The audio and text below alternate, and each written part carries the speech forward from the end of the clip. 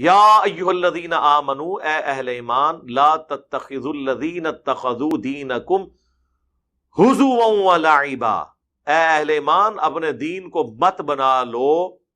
ہنسی اور کھیل، من الذین اوتوا الکتاب من قبلکم، ان میں سے جنہیں دی گئی تھی کتاب تم سے پہلے، والکفار اولیاء، اور کفار سے اپنے دوست، یعنی دین کا مذاق نہ بنا لو ان لوگوں کے ساتھ اس طرح کی دوستیاں گانٹ کے کہ جس سے ریلیجن کا نقصان ہو جائے۔ واتقوا اللہ، اور اللہ سے ڈرو، ان کنتم مؤمنین، اگر تم واقعی مؤمن ہو۔ اب یہی ظاہر ہے کہ چیزیں اس طریقے سے سمجھائی جا سکتی تھی۔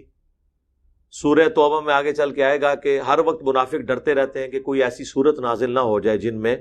ان کا پول کھول دیا جائے، کیونکہ وہ نمازیں تو حضور کے پیچھے ہی پڑھتے تھے، پتہ ہی نہیں تھا، بعض اوقات حرکتوں سے اندازہ ہو جاتا تھا، لیکن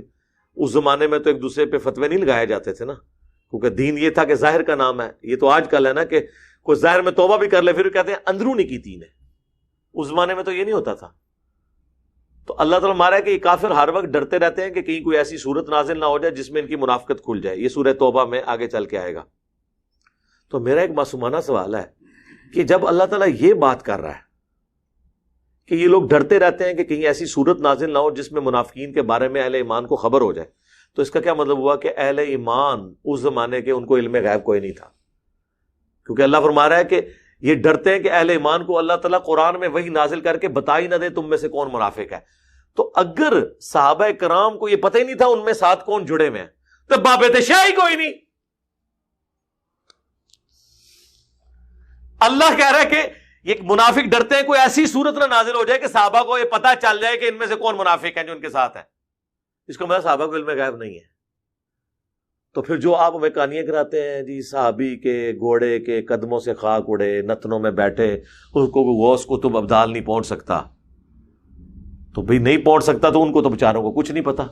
حتیٰ کہ صحیح بخاری اور مسلم دونوں میں جو 3 اصحاب کی توبہ کا واقعہ ہے کعب بن مالک کا، اس میں وہ کہتے ہیں کہ میں نے بھی ارادہ کیا کہ میں بہانہ کر کے حضور سے جب واپس آئے نا، بہانہ کر کے میں بھی کہوں کہ میرے ساتھ یہ مسئلے تھے اس لیے میں نہیں جا سکا، لیکن پھر میں نے کہا اگر میں نے حضور سے جھوٹ بولا تو اللہ تو بعد میں حضور کو بتا ہی دے گا۔ یعنی ان کا بھی عقیدہ تھا کہ اللہ بتا دے گا، یہ نہیں انہوں نے کہا کہ جا کے میں جھوٹ بولا تو حضور کو تو پتا چل جائے گا، آپ دل کا حال جان لیتے ہیں۔